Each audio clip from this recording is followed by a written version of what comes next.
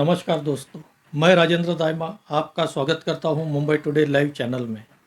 दोस्तों, कल 21 जुलाई से ही लोकसभा और राज्यसभा का मानसून सत्र शुरू हुआ है और यह तो लगभग पहले से ही तय था कि इस मानसून सत्र में विपक्ष हंगामा करने वाला है। और जैसे ही कल यह मानसून सत्र की शुरुआत हुई, दोनों सदनों की शुरुआत हुई, विपक्ष ने ऑपरेशन सिंदूर और अमेरिका के राष्ट्रपति डोनाल्ड ट्रंप ने जो युद्ध विराम को लेकर बयान दिया, उस पर चर्चा की मांग करता है। इसको लेकर संसद में कई बार हंगामा होता है और इसी वजह से लोकसभा और राज्यसभा की दिन भर में 3 से 4 बार कार्रवाई स्थगित की जाती है।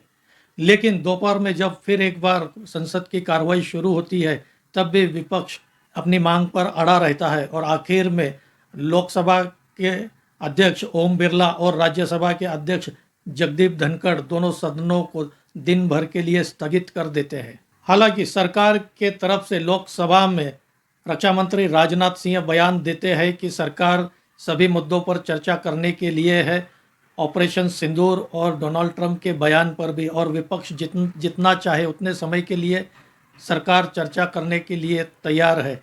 लेकिन सरकार कल यह चर्चा करने के लिए तैयार नहीं होती है। सरकार का कहना है इस विषय पर चर्चा अगले हफ्ते की जाएगी, लेकिन विपक्ष का कहना था कि आज ही चर्चा होनी चाहिए। कल दिन भर दोनों सदनों में काफ़ी गहमागहमी देखने को मिली और इसी के बीच रात 9:30 बजे अचानक यह खबर आती है कि देश के उपराष्ट्रपति और राज्यसभा के स्पीकर जगदीप धनखड़ ने राष्ट्रपति महोदया द्रौपदी मुर्मू को अपना त्यागपत्र सौंप दिया है। जगदीप धनखड़ अपने इस त्यागपत्र में स्वास्थ्य का कारण देते हैं और कहते हैं कि डॉक्टरों ने उन्हें आराम करने की सलाह दी है और इसी वजह से वे अपना त्यागपत्र दे रहे हैं। हालांकि सुबह से लेकर शाम 6 बजे तक वे राज्यसभा की कार्रवाई में व्यस्त थे और 6 बजे से 9 बजे के बीच ऐसा क्या हुआ जिसकी वजह से वे त्यागपत्र देते हैं, इस पर भी मैंने वीडियो बनाया है। दोस्तों, कृपया देखने के लिए ऊपर दिए हुए लिंक पर क्लिक करें। हालांकि उपराष्ट्रपति धनखड़ का कार्यकाल 2027 तक था, लेकिन कल ही वे अचानक त्यागपत्र दे देते हैं। आज हम इस वीडियो में उपराष्ट्रपति जगदीप धनखड़ के त्यागपत्र पर चर्चा नहीं करेंगे, बल्कि हम आज चर्चा करेंगे अगला उपराष्ट्रपति कौन बनेगा। उपराष्ट्रपति जगदीप धनखड़ के त्यागपत्र देने की वजह से सभी को आश्चर्य होता है। विशेष रूप से विपक्षी पार्टियों के नेताओं ने आश्चर्य जताया और एक तरह से उपराष्ट्रपति जगदीप धनखड़ के प्रति वे सहानुभूति जताने लगे हैं। यह एक तरह से विपक्ष में अचानक बदल नजर आ रहा है, क्योंकि यही विपक्ष 2023 में उपराष्ट्रपति जगदीप धनखड़ के खिलाफ अविश्वास प्रस्ताव लेकर आता है और हमने देखा है विपक्ष के कई नेता संसद परिसर में उपराष्ट्रपति जगदीप धनखड़ की मिमिक्री करते हैं, नकल करते हैं, उनका मजाक उड़ाते हैं और आज यही विपक्ष के नेता उनके प्रति सहानुभूति जता रहे हैं। हालांकि उपराष्ट्रपति जगदीप धनखड़ ने अपने त्यागपत्र में स्पष्ट रूप से अपने स्वास्थ्य का हवाला दिया है, लेकिन विपक्ष इसकी टाइमिंग को लेकर प्रश्न उठा रहा है और विपक्ष का कहना है पर्दे के पीछे कुछ ना कुछ ऐसा हुआ है जिससे नाराज होकर उपराष्ट्रपति जगदीप धनखड़ ने त्यागपत्र दिया है।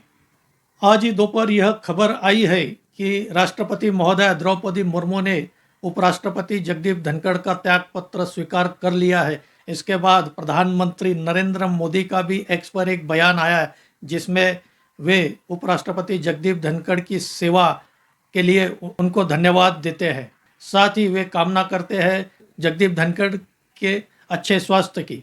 आज जब राज्यसभा की कार्रवाई शुरू हुई तो डिप्टी स्पीकर हरिवंश सिंह ने इस कार्रवाई की शुरुआत की। राज्यसभा के स्पीकर की अनुपस्थिति में डिप्टी स्पीकर वहां की कार्रवाई चला सकते हैं, लेकिन उपराष्ट्रपति पद के लिए ऐसा कोई प्रावधान नहीं है। राष्ट्रपति अगर अपना त्यागपत्र दे दे तो 6 महीने के भीतर राष्ट्रपति पद का चुनाव कराना पड़ता है, लेकिन उपराष्ट्रपति पद के चुनाव के लिए ऐसी कोई समय सीमा संविधान में नहीं दी गई है। इसलिए अब माना जा रहा है कि सरकार अब उपराष्ट्रपति पद के चुनाव के लिए सभी बिंदुओं पर विचार कर इस पर निर्णय लेगी। आज मीडिया में उपराष्ट्रपति जगदीप धनखड़ के बाद कौन नया उपराष्ट्रपति बनेगा, इस पर सबसे ज़्यादा चर्चा हो रही है। आज मीडिया में उपराष्ट्रपति पद के लिए सबसे ज़्यादा चर्चा बिहार के मुख्यमंत्री नीतीश कुमार की हो रही है। यह इसलिए भी हो रही है क्योंकि भाजपा अभी तक बिहार में अपना मुख्यमंत्री नहीं बना पाई है।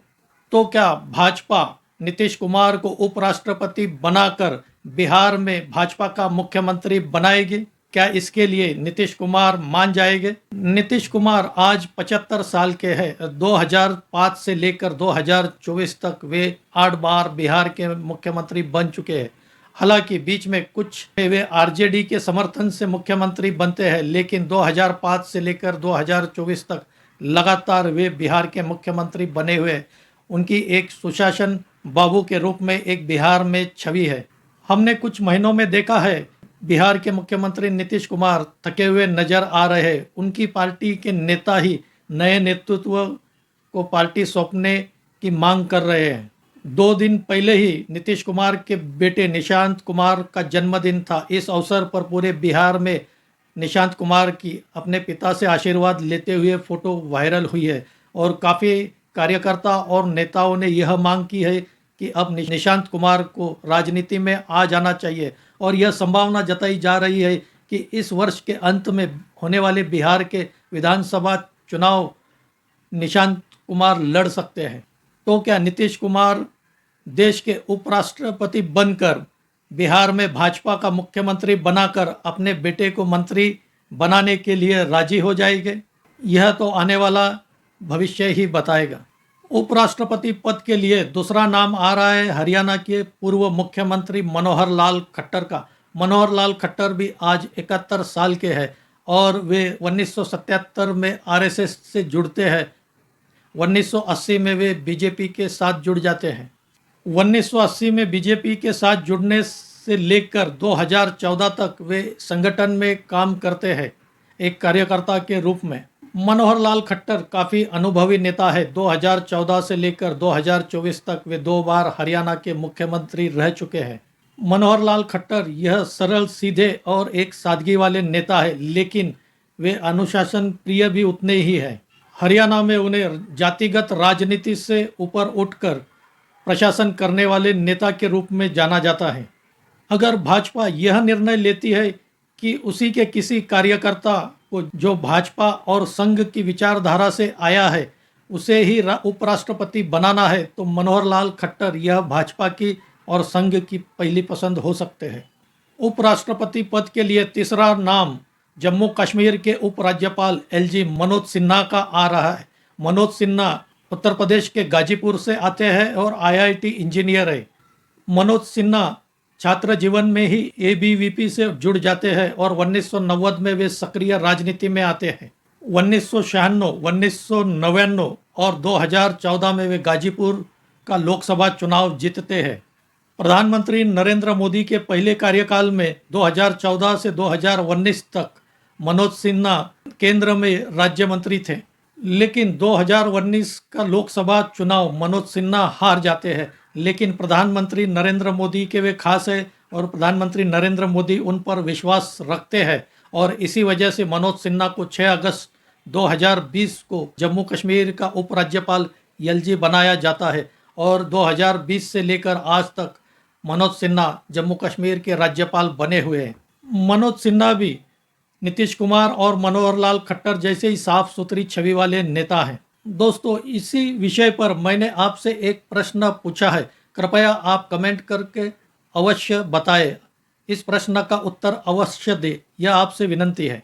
अगला उपराष्ट्रपति कौन बनेगा, इसका निर्णय तो प्रधानमंत्री नरेंद्र मोदी ही लेंगे और सिर्फ उन्हें ही पता है कौन अगला उपराष्ट्रपति बनेगा। हमने देखा है प्रधानमंत्री नरेंद्र मोदी सरप्राइज भी देते हैं।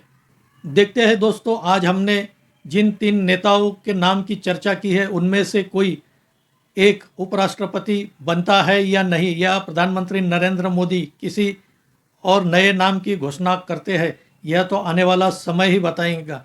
आप भी अपनी राय कमेंट करके बताइए, आपकी राय के हिसाब से कौन अगला उपराष्ट्रपति बनेगा। आज यही रुकते हैं। मेरा यह वीडियो अच्छा लगा हो तो इसे लाइक करें, शेयर करें और मेरे इस चैनल को सब्सक्राइब करें। धन्यवाद।